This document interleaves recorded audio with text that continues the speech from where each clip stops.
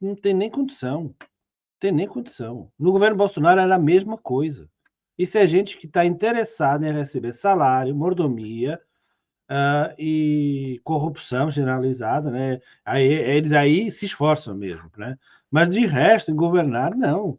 O Brasil está jogado, está abandonado. A gente está Infraestrutura tentando viajada. mostrar essa realidade. Agora, tem muita gente que parece que não está vendo isso, né? Parece que está muito bom aí, a gente vê as pessoas, sobretudo os nossos amigos petistas, né? Eles ficam, ainda veem o governo como com certo avanço. Não, assim, eu até posso concordar que alguns índices melhores e tudo, mas a percepção é muito clara, né, Rui? Me diga Eu aí, até me diga um. Então, não, houve assim, Não, me diga os um dia aí. argumentos do governo é que a inflação está controlada, aquela coisa toda, mas a gente sabe como, né? Que ela está vendo, que está, e a gente já vai comentar isso, mas eu estou só falando os argumentos, estou dizendo que eu concordo com eles, não, Não, né? sério, Mas eles vão dizer qual o que, argumento? que Porque a gente eles vai vão, ver, a eles gente vão vai dizer ver. que os índices de emprego melhoraram, mas a gente vai ver por quê. Inclusive, nós separamos para hoje aqui um vídeo, né? Foi até a sugestão do Cristiano, lá do Em Nome da Rosa, está sempre conosco aqui, e uma análise que foi feita lá na Globo News, com uma boa de alguns comentários do... E antes de prosseguir com este vídeo, curta e compartilhe esse corte e venha participar conosco todos os domingos às 19 horas do Conexão Progressista. Participem do bate-papo ao vivo conosco e vamos levar o PND para as pessoas que querem um Brasil melhor. É Nelson Marconi mesmo? É Nelson Marconi, é isso aí. Então, e ele vai mostrar que... o pessoal lembrou aí também no chat. Vai mostrar que houve, de fato, né? Assim, há uma certa retomada, né? Porém, a precariedade, por exemplo, do trabalho, ninguém fala, né? Há emprego, as pessoas estão trabalhando, mas em que condições? É esse o ponto, né? Tem emprego, o governo vai bater, por isso que eu falo, o governo ele vai mostrar os índices lá positivos, só que a questão é que houve manipulação também nesses índices, né? Houve mudanças nos critérios para se considerar, por exemplo, uma pessoa empregada ou não. Então, você trabalhar com aplicativo e você está empregado aos olhos do governo. Porém, numa situação completamente precarizada, né? Então, é isso que nós vamos analisar aqui hoje, né? Tem a questão do tarifaço também do Trump, que entrou essa semana, então nós podemos depois fazer um rápido comentário sobre isso também. Vai lá. Depois vamos falar de eleição, vamos falar de Ciro Gomes, a Amanda vai entrar aqui com a gente, né? Para a gente poder analisar alguns pontos também. Surgiram aí uns comentários sobre o Ciro e tudo mais, né? Eu acho que é um assunto também interessante para a gente poder depois fechar a live. Vou colocar então esse vídeo da Globo News. E a gente vai analisando e comentando, né, conforme vão surgindo aí essas análises, inclusive com o Nelson Marconi. É mesmo, Derlei. Toda a razão. Evidente isso aí.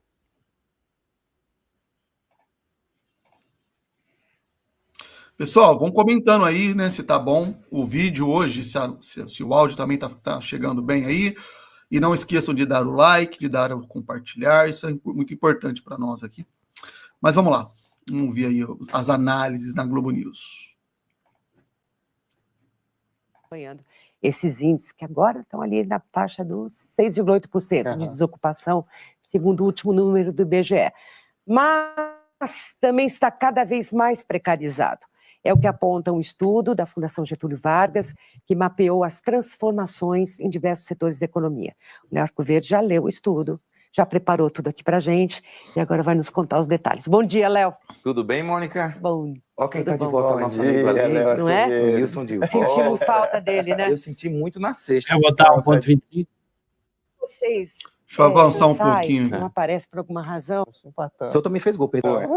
Mas para saber, fazendo uma aqui com a gente, vai conversar daqui a pouquinho, ele fez uma comparação de 2 momentos em que o mercado de trabalho estava bem aquecido no Brasil, mas para saber, fazendo uma série de combinações, analisando vaga por vaga, dependendo do emprego e do que se paga por esse emprego, para saber, melhorou de 2012 para cá ou não?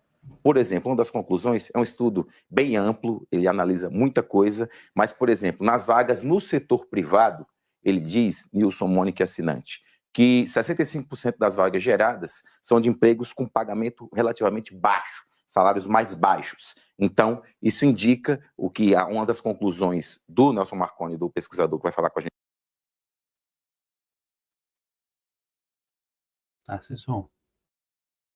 Esse detalhe é interessante também, porque a gente fala em precarização. Não voltou? Alô, som? Estão me ouvindo? Estava sem som, mas estava. Tá bom. Então, a gente fala em precarização, a gente só lembra muitas das vezes dessa questão também sobre a formalização, mas esquecemos esse ponto relativo ao salário, né?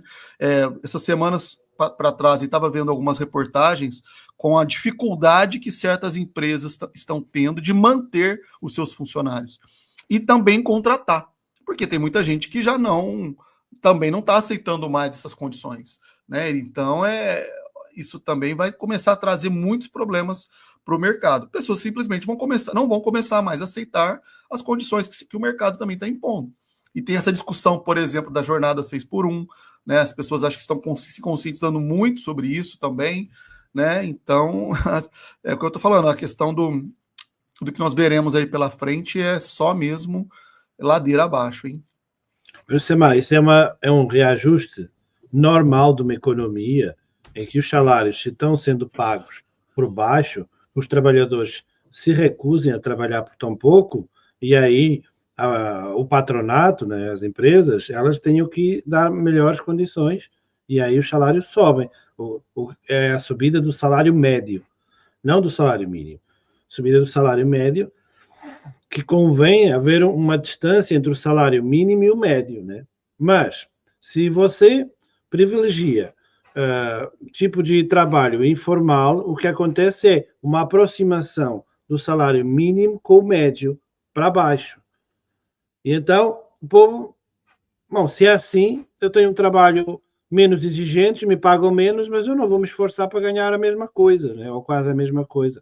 É aquela história do cara que trabalha numa empresa, é promovido a chefe, mas recebe apenas mais R$50, ou uma coisa assim, né? Assim, não, agora eu não quero ser chefe. Né? Para quê? Para ter tanta chatice? Não, eu prefiro trabalhar, receber menos. Bom, o problema é esse. Para já você não tem indústria. Alô, ministro da indústria, esse grande ministro da indústria que ia fazer um plano, não sei o quê, mas ele não sabe de nada, né? É só anúncio, o governo é só anúncio, eles anunciam, eles gastam pra caramba com propaganda, anunciam muito bem, mas fazer nada. Portanto, senhor Alckmin, parabéns, Alckmin, grande ministro da indústria. Então, você não tem indústria, você tem serviços, né? É o que você tem, é o emprego que tem, é dos serviços. Até porque nem a agricultura, o setor primário, está gerando emprego. Cada vez mais se assiste a uma supressão de empregos pela automatização dos procedimentos de produção. Por isso, só os serviços é que estão gerando emprego. E quando você tem uma economia centrada apenas em serviços, você tem isso, tem, de fato, uma concorrência muito grande nos serviços, mas que é uma concorrência negativa, que implica cada vez você fazer a mesma coisa por menos dinheiro, porque senão não consegue obter, ainda por cima, sendo as pessoas elas autónomas, não é? E então você faz o menor preço possível para conseguir o serviço. Isso é uma miserabilização, um pobrismo que o Brasil não precisava experimentar. É isso mesmo.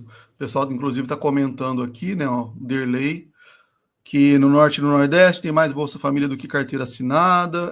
Isso aí é uma situação, né, que já de longa data, não que não tenha que ter, né, o Bolsa Família. Eu acho que é dever do Estado manter, né, uma renda mínima, e eu acho que até teria que ser mais amplo que isso. Não sei, eu acredito que não seja esse o problema, né? Porque a pessoa ela recebe lá um auxílio, mas ela também quer ainda melhoria, quer um trabalho bom, quer um bom salário, né, quer um bom emprego e tudo mais, né? Mas isso mostra muitas das vezes que, né, como você mesmo falou aí, às vezes nem vale a pena para algumas pessoas ou certos setores assumirem certas obrigações, sendo que não serão correspondidos, né? Então, bastante complicado, né? O Rodrigo também lembrou, né, que o setor de supermercados é um grande exemplo, e é de fato, né, é um dos melhores exemplos mesmo, né, porque existe uma demanda muito grande, né, mas não tem aparecido, eu tenho visto aí que não tem aparecido, né, interessados e tudo mais, né. O que mais que o pessoal comentou aqui? O Heraldo lembrou do Pé de Meia, né, no projeto Pé de Meia. Tem mais alunos recebendo que alunos matriculados, ou seja, também é outro problema, né? Será que o governo viu isso com clareza, né? Elaborou com adequação o projeto, né? E por aí vai. Mas o grande ministro Camilo, ele já está dentro do problema e vai resolver o assunto, né? Esse cara que tem a grande competência, né? Não, com certeza. É um projeto da Tabata Amaral, né? Esse Pé de Meia, né? Projeto da Tabata Amaral.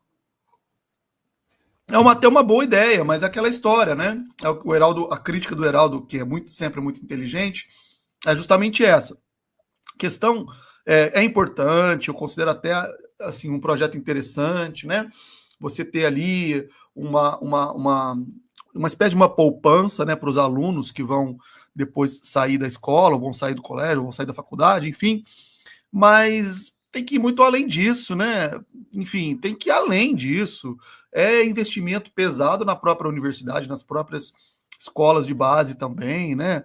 Eu vejo direto a direita, a extrema-direita, eles descem o cacete, né, no ensino público. E qual a resposta que tem para esse povo? Eles, muitas das vezes, eles estão certos, né? As faculdades depredadas, né? Eu estudei em escola pública, eu estudei em faculdade pública, então a gente sabe como que é a realidade lá de dentro. Então é bastante complicado, né? E estão abandonados, professores desvalorizados, a área de pesquisa simplesmente abandonada. Então muito complicado. Né? O que o Brasil gasta com educação não é nem de perto compatível com a OCDE, ou seja, está a léguas de distância. Como é que é possível que se faça esse milagre, né?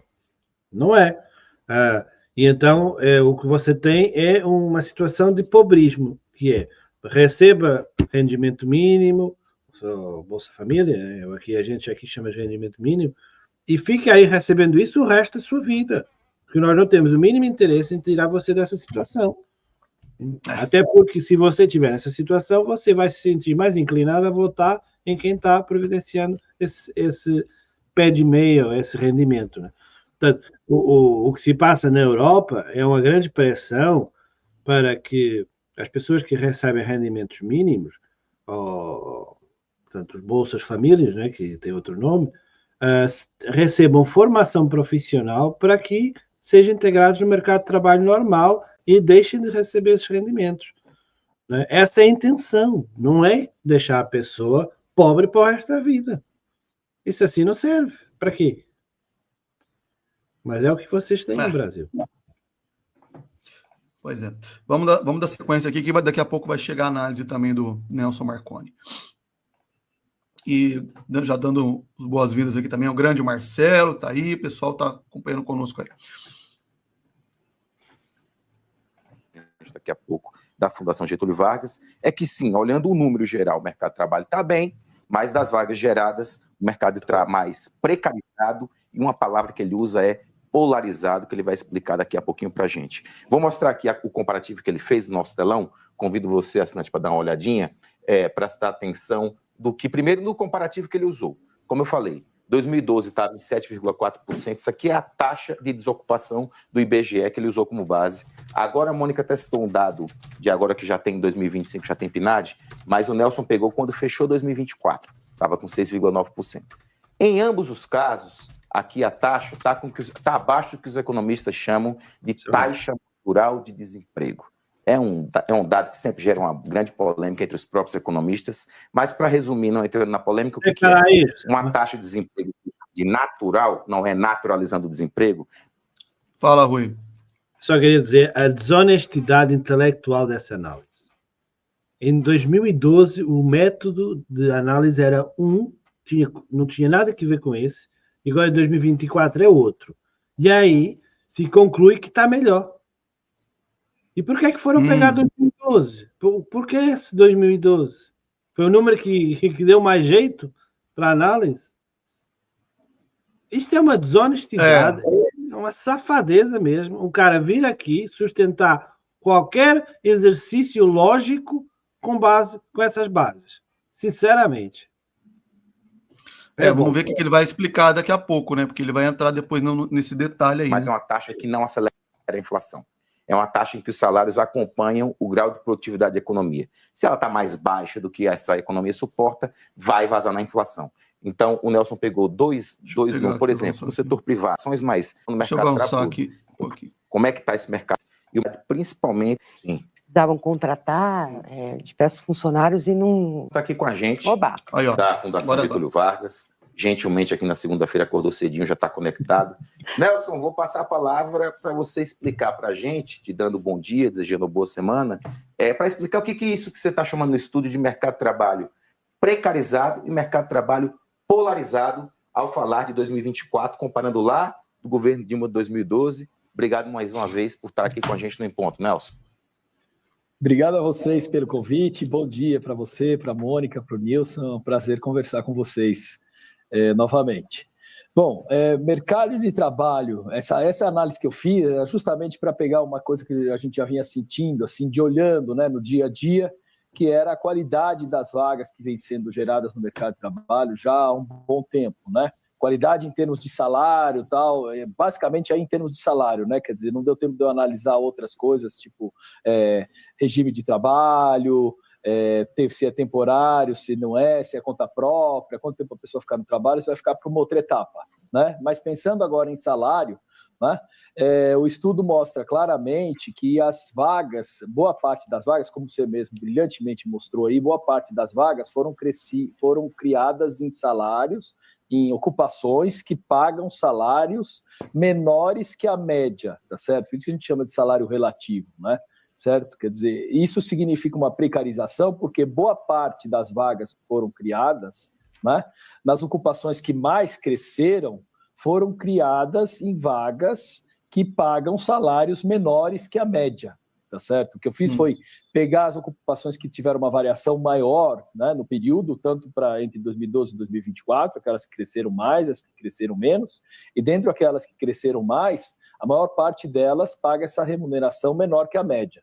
Então, isso que eu estou chamando de precarização do ponto de vista de salário, né? Foram criadas muitas vagas que pagam remunerações mais baixas. Isso, logicamente, reduz o bem-estar da população. Né? Essa é a ideia de precarização.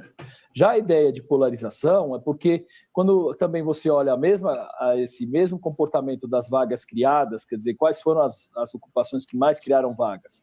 Ou são ocupações muito qualificadas, tá certo? Bastante qualificadas, que demandam um nível superior, ou são ocupações que, como a gente está falando mesmo, não sem desmerecer, exigem uma qualificação bem menor, né?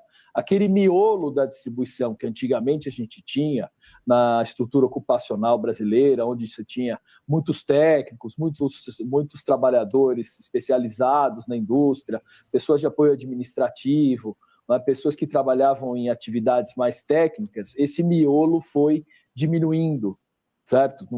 Não é nesse miolo onde foram criadas mais vagas. E esse miolo é justamente onde se pagariam as remunerações intermediárias, tá certo? E que sustentariam, digamos, ou que levariam, digamos, a uma distribuição de renda melhor, né? É onde estaria a chamada classe média, né, da sociedade brasileira. Não é à toa que muita gente fala que a classe média está reduzindo no Brasil.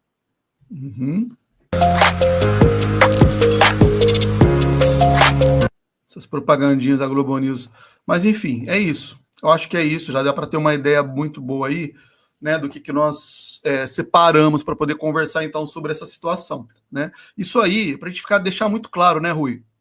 Não cairmos, a gente não ficar muito atento e não cairmos nessas conversas aí de que, não, tá tudo bem, tá tudo indo tranquilo, né? Então, assim, as coisas estão muito melhores, mas não estão melhores, não estão. Os números, eles mostram uma realidade que não é a realidade de fato, como acabou de ser demonstrado aí, né? Ou seja, tem emprego, o emprego conseguiu se melhorar os índices, né? Então, de ocupação e tudo mais, porém com salários baixos. Isso não vai ter um retorno em termos de poder de compra, isso não vai ampliar, né? Enfim, assim, a movimentação da economia como se espera, né? E as coisas continuam desandando do mesmo jeito, né?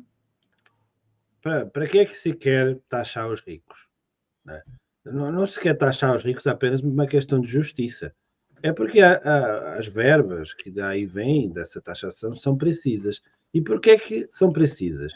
Para 3 coisas principais num país, qualquer que seja ele. É a questão da educação, né? E da formação profissional, em que se você quer ter um salário bom, você tem que aprender a fazer alguma coisa, né? E o que se passa é que os empregos que estão sendo criados são empregos que, por exemplo, se você quer ser entregador de iFoods, basta você saber dirigir, né? Não é uma grande especialização, não é? Então, isso é necessário. A outra coisa é a saúde, né? Porque, de fato, não podemos deixar a população morrer, né? E, em terceiro, é proteger o país como um todo, ou seja, as suas fronteiras, a sua segurança civil, as suas infraestruturas, né? Pronto. Esses 3 aspectos são essenciais em qualquer país. Se você descuida desses 3, não tem como nenhum país dar certo. Não há formas mágicas, não há nada, não há neoliberalismo, não há ANCAPs, não há comunismo, não há nada. Nada funciona se esse tripé de prioridades for respeitado. Pronto. E então, nesse caso, o que nós estamos vendo são consequências de descaso na educação e na formação profissional que estão originando gerações totalmente desprovidas de conhecimento para o trabalho. Ou seja, é tudo um bando de autodidatas, são pessoas que aprendem a fazer as coisas pela internet, não sei. É isso que se quer.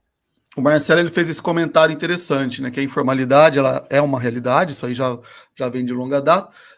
Tem esse contraste, né, com o que essa análise trouxe, né? Existe um contraste no seguinte sentido: existe um emprego, beleza, tá? Tem uma certa formalidade, porém uma formalidade em setores com baixo salário.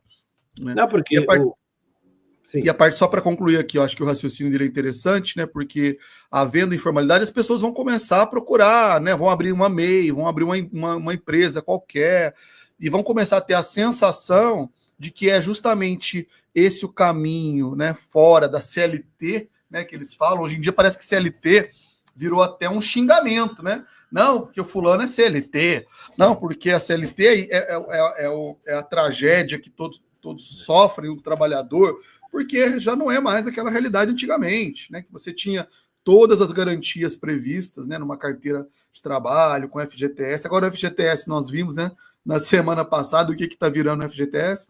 Está virando garantia de lucro para banco, né? Mas para o trabalhador aí, daqui a pouco nem isso vai ter. Né? Então, realmente, ser CLT é uma situação quase que vexaminosa, né? Hoje parece que está virando sinônimo mesmo de situação precária mesmo.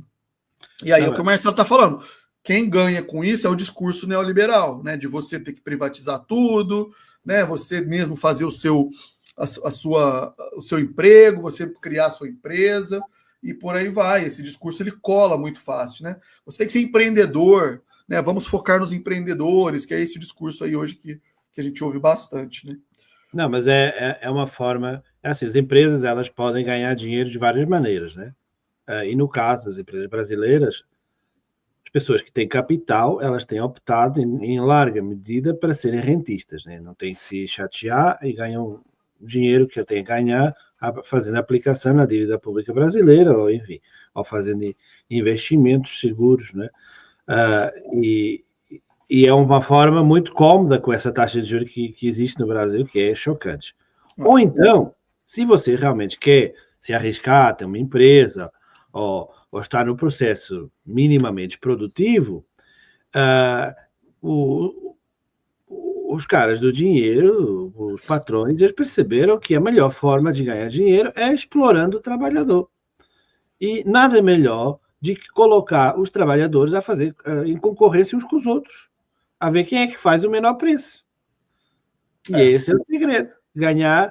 As empresas se tornam lucrativas, não porque o produto ou o serviço que elas tenham seja grande coisa, mas sim obrigar a ter cada vez menos custos com o trabalho. E isso depois gera um fenômeno de alastro. Por quê? Porque, de repente, a empresa também, algumas empresas, não têm condições de ficar pagando CLT.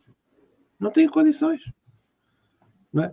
E então acabam também entrando na mesma situação. E se torna um processo irreversível. A quantidade de empregos que no Brasil têm sido perdidas pela CLT é astronômica. Astronômica. Daqui a pouco eu não sei como é que vai ficar a Previdência, porque, de fato, com a diminuição de contribuições sociais, assim, de forma abrupta, no espaço de 1 a 2 décadas, como vai ficar? Por exemplo, na Europa, o problema é que as pessoas estão ficando muito velhas, né? E há muitas pessoas recebendo do que aquelas que estão trabalhando, daí a necessidade de imigração. Esse é o problema. No Brasil, o problema é muito mais fundo. Por quê? Não é que não tenha assim tanta gente jovem, é que simplesmente as pessoas jovens elas não querem contribuir com nada, ou porque não podem mesmo, porque senão tem que estar em concorrência com outros. E as empresas também. Então ninguém contribui com nada, e aí daqui a 20, 30 anos o Brasil vai ter uma autêntica bomba, que é milhões de pessoas sem nenhum rendimento, vivendo na mais absoluta miséria. Exato. A Kátia lembra também outro ponto, né, que também é falado nessa reportagem, que eu acho isso bastante sério também, né? Ou seja, aquele setor técnico que ele fala que é o setor médio, né, que teria um salário médio, tende a sumir, né?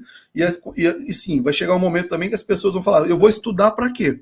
Para que eu vou me formar? Para que eu vou me especializar numa área para depois eu ter um salário tão ruim ou quanto, né, ou pior, e por aí vai. Né? Então, eu não sei. Olha, isso é muito complicado, hein? Muito sério isso aí. Não deixa de ser engraçado isso que eu vou dizer. Pelo menos eu acho interessante. Que é as antigas profissões técnicas, né, que não requerem um conhecimento vastíssimo, são mais de conhecimento técnico adquirido até trabalhando, até on the job, né, como se diz em inglês. E são, por exemplo, e que são cada vez mais empregos pagos a preço de ouro. Aqui, pelo menos, essa é a realidade. Eu tenho certeza que aí também está ficando igual. Quanto é que não custa um canalizador? Um eletricista? Quanto é que não custa? Não, Rui, antigamente, esse pessoal que são os nossos pais, né? Para alguns aqui, os avós, o sujeito ele era empregado ali metalúrgico, tinha um emprego, meu pai foi pedreiro, construía casas, né? E construiu toda uma família com isso. Construiu casa, comprava terreno, investia, tinha dinheiro, o dinheiro rendia, né? Hoje vai ver para comprar uma casa, comprar um carro popular aqui no Brasil, mais de 100 mil reais. Está em torno disso. Então, olha, eu não sei, assim, está caminhando um negócio cada vez pior. Os aluguéis estão absurdos. Sim. Aqui tá uma coisa absurda, terrível. Não, segundo aí a mídia, a inflação está controlada. E eu estou falando isso porque em breve eu devo sair aqui do litoral, estou voltando para o interior para estar mais próximo, inclusive, dos meus pais, né? Estou num caminho de volta agora para o interior. E assim, a mesma coisa, eu já estou procurando, né, apartamento, procurando casa e tal. Olha, tá bem complicado, né? Mas é isso. Tem que ser boa, viu? A internet tem que ser boa. Não, com certeza, né? Já prioridade, né? Não vamos parar, não vamos ter um dia de pausa, nenhuma semana de pausa. Quanto a isso, pode ficar tranquilo. Vamos ver se tem mais algum comentário aqui. Depois a gente já parte para o assunto lá do tarifaço do Trump. Tem um artigo da BBC que eu separei aqui. Rodrigo, o que o Rodrigo falou aqui? Ó? Existe a armadilha da renda média no Brasil. Aquece um pouco a economia, o setor de serviços recebe uma maior demanda, só que com esse detalhe, né, que foi mostrado aí na reportagem, o setor cada vez mais precarizado em relação ao aspecto técnico, né, porque não tem havido contratação nesse sentido. Aí ele continua, os serviços sobem e o país importa, mas sem aumentar a exportação. A exportação no nosso país aqui só está do agro, né? Praticamente agro, minério, né? Petróleo. O que mais? Só, né? É só isso que a gente exporta, né? E o resto tudo importa, né? E aí o câmbio sofre, né? É complicado. É essa política, né, de décadas que nós adotamos aqui. Juros altos, controle da taxa de câmbio e da inflação. Isso é como... digo assim, né, nesse aspecto mais da política neoliberal que foi crescendo a partir dos anos 80, né, dominou os anos 90 e nunca mais deixou o país, né? Esse tripé macroeconômico e por aí vai, né? Então gera todo esse retorno que nós temos visto aí. O que mais aqui?